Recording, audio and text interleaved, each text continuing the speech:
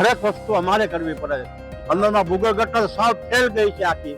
અમારી માંગણી એ જ છે કે અમને વ્યવસ્થિત રીતે કામ કરી બતાવે. વીડી પ્લોટ વિસ્તાર વોર્ડ નંબર 6 ની આ પરિસ્થિતિ છે. સ્થાનિક સ્વરાજ્યની ચૂંટણી નજીક આવતા જ લોકોમાં જે રોષ છે તે જોવા મળતો હોય છે. આપણી સાથે સ્થાનિક લોકો છે. શું કહેશો, કઈ રીતે નગરપાલિકાની ચૂંટણી આવે છે, મહાનગરપાલિકાની શું અપેક્ષા રાખો છો? ત્યારે તો અમે ખુદ ગટરું કાઢીએ છીએ ને જુઓ મને આંગળીમાં ફાસ અંદરમાં ગટરમાંથી લાગી ગઈ. એ હમણાં મેં ગાંધીના દવાખાને આવ્યો છું. એટલે અત્યારે હરેક વસ્તુ અમારે કરવી પડે છે. જે હરિજન લોકો બિચારા કરતા હોય એ અમારે કરવું પડે. અત્યારે કેવી સમસ્યા? રોડ, રસ્તા, લાઇટ, પાણી સૌ બોગસ છે. અત્યારે તમે રસ્તા જોઈ લો, તમે ગટરું જોઈ લો, તમે પેલા ગટરનું પાઇપું જોઈ લો, તમે અંદરમાં ભૂગર્ભ ગટર સાવ ફેલ ગઈ છે આખી. આવી રીતે પાણી ભરાઈ જાય છે. એકાદ પાણી અમારે કાઢવા પડે. શું કહેશો, શું માગણી છે તમારી? અમારી માંગણી એ જ છે કે અમને વ્યવસ્થિત રીતે કામ કરી બતાવે. કાઉન્સિલર કોઈ ધ્યાન આપતું જ નથી. આટલા વર્ષોથી અમે ઇલેક્શનની અંદર બધી મહેનતે કરીને આપીએ છીએ, કાઉન્સિલરને બધું ચૂંટાવી આપીએ છીએ, છતાંય કાઉન્સિલર કોઈ જોવા જ નથી આવતું.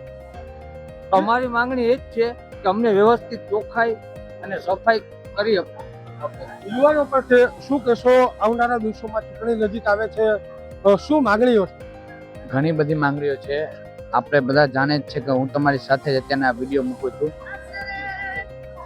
વીડી પ્લોટ વિસ્તાર વોર્ડ નંબર 6 ની આ પરિસ્થિતિ છે કે લોકોના ઘરમાં કઈ રીતના પાણી આવી જાય છે અને લોકો કઈ રીતના હેરાન થાય છે.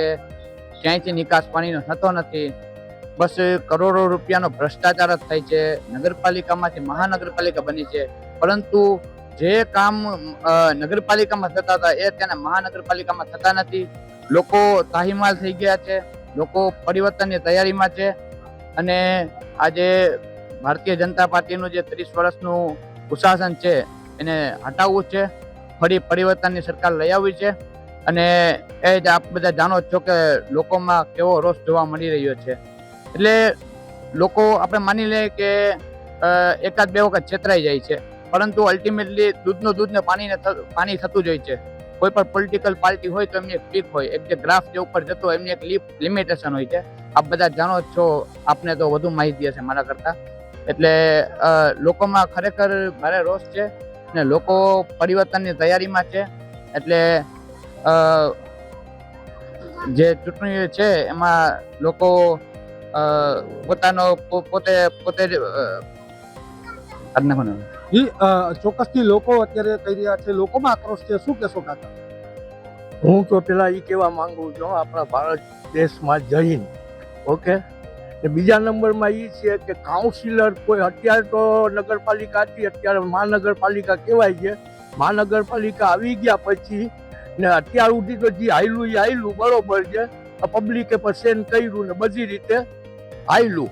હવે અત્યારે જે ચૂંટણી થવાની છે એ ચૂંટણીમાં એવી પેનલને અમે દેવું મત કે જે અમારું કામ કરી દે, અમારા એરિયા ચોખ્ખા રાખે.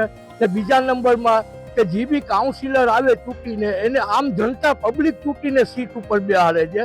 તો એ લોકોને ગવર્મેન્ટ હસ્તું જે પગાર મળતું હોય, મને કોઈ ખબર નથી, જે હસ્તું પગાર મળતું હોય હવે એને પગારદાર કરી દીધા, નગરપાલિકાની સીટ ઉપર બેહાડી દીધા. તો એ લોકોને એને કાઉન્સિલર છે એના એરિયામાં 15 દિવસે કે મહિનામાં એક ચક્કર મારી આવી કે પબ્લિકને પૂછવું પડે કે ભાઈ શું તકલીફ છે શું નહીં. તો એને જનતા એની ઉપર ભરોસો રાખે ને એ જે કાયદેસર આવીને મહિનામાં એકવાર પબ્લિકને પૂછપરછ કરે જનતાને, તો જનતા એને 12 માસ ચૂંટવાની છે, મૂકવાની નથી. જો જનતાના સામે તમે ધ્યાન ન દો, પગારમાં ધ્યાન દો તો એ 3 વર્ષ હોય ને વધુ ને 3 વર્ષ પબ્લિકને હેરાન થવું. લોકો અત્યારે સ્થાનિક સ્વરાજ્યની ચૂંટણીને લઈને કોઈ પણ પક્ષને મતદાન નથી કરવાના તેવું કહી રહ્યા છે. વ્યક્તિગત જે ઉમેદવાર હશે, જે વ્યક્તિગત લોકો કામ કરતા હશે તેવા લોકોને જ મતદાન કરશે તેવું લોકોએ નિશ્ચિત કરી લીધું છે. ચેતન ઠકરાર, TNG, પોરબંદર. રોજ નવા અપડેટ્સ જોવા માટે અમારા પેજને ફોલો કરવાનું ભૂલશો નહીં.